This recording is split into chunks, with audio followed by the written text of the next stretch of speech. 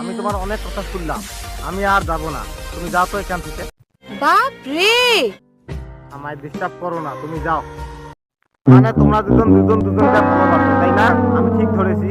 হুম, ঠিক ধরেছাও। মানে মানে ইশক, প্রেম, ভালোবাসা। বাদ দাও তো তোমার ভালোবাসা টালোবাসা, আমি আর এসবের মধ্যে নাই, আমি গেলাম।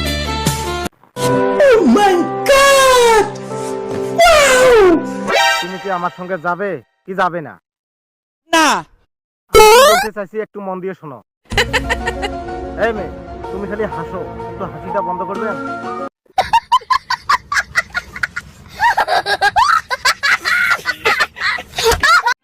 চুপ করে আছো কেন?